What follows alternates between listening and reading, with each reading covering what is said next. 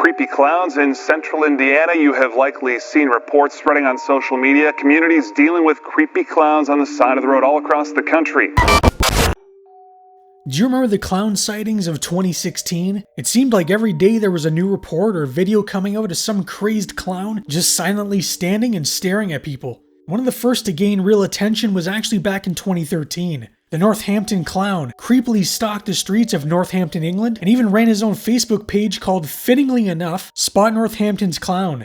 Users would post photos of the clown to Instagram and Twitter, some finding the whole thing to be amusing, while others thought it to be in poor taste. Regardless, people couldn't stop talking about this weird, creepy clown.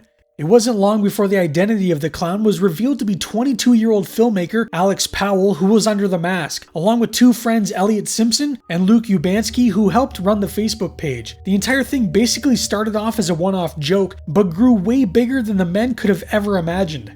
In 2015, Julia Graham and her husband witnessed a creepy clown breaking into Rose Hill Cemetery, located in Chicago's North Side. Her husband took a photo not realizing it was a clown, but once they got a little closer, they pulled out a cell phone and recorded the incident. Things really began to pick up in the summer of 2016, when reports began to surface of creepy clowns trying to lure children into the woods, or just standing around and scaring anyone that walked by. Green Bay, Wisconsin had its own clown, which would later be named Gags, but was exposed as being a viral marketing strategy for a short film that would ultimately become a full feature film, also called Gags. Clown sightings were becoming more and more common as we got closer to Halloween, with reports coming in from around the world. The World Clown Association, which I didn't know was a real thing, even got involved, disassociating themselves from the trend of creepy clowns who were trying to scare people. There was even an alleged clown purge that was going to happen the night before Halloween, which never seemed to actually happen, although a family in Florida was attacked by a group wearing what was described as purge masks and clown masks while checking on their car in Orange County. Clown hunting groups were formed, retailers pulled clown costumes, officials put out warnings on clowns. It was like everyone lost their damn mind.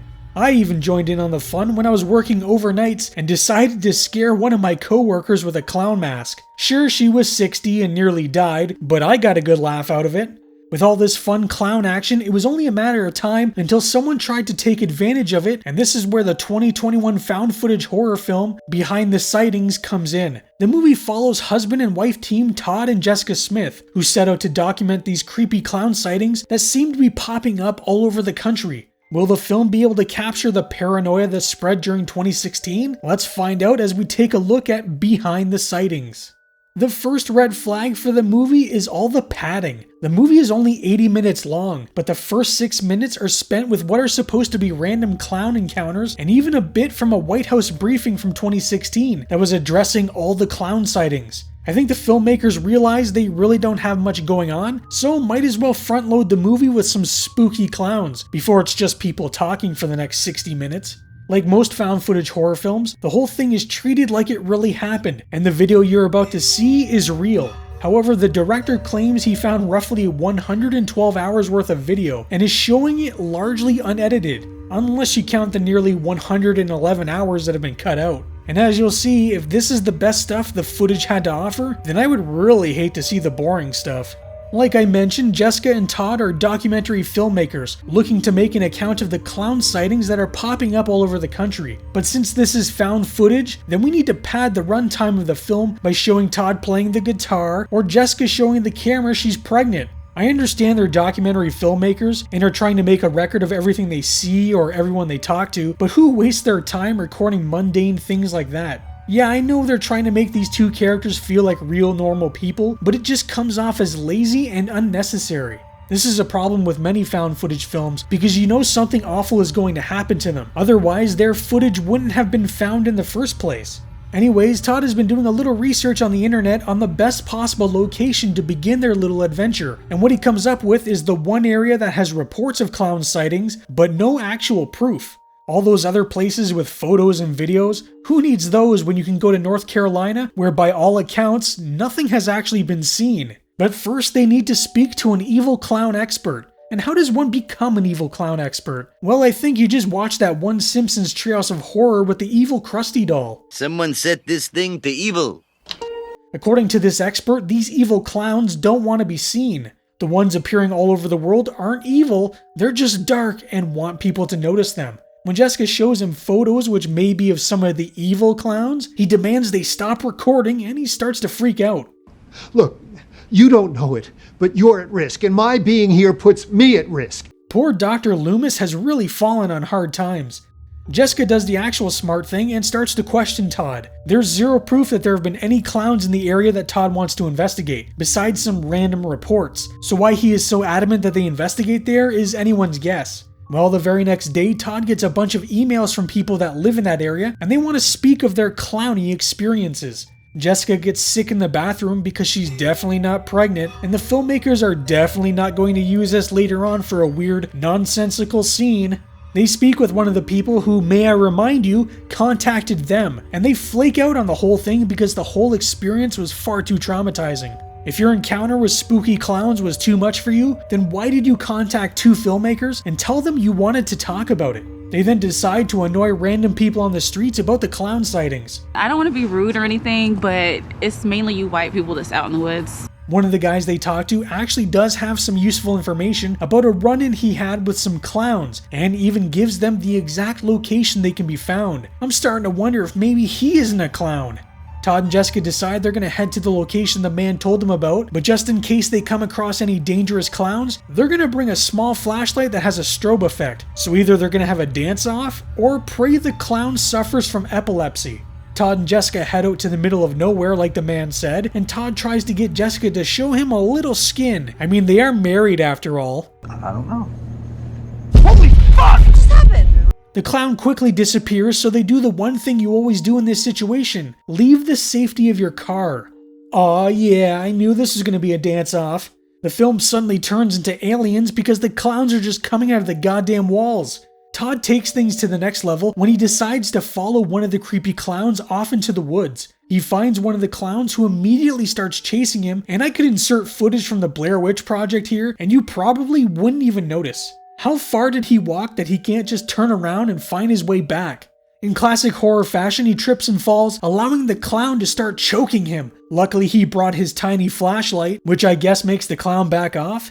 He manages to find his way back out to his wife and the clown, which still appears to be dancing. They stop after a short drive because Todd is now missing his wallet, and they're confronted by yet another creepy clown. Although this one is carrying a little more than some glow sticks.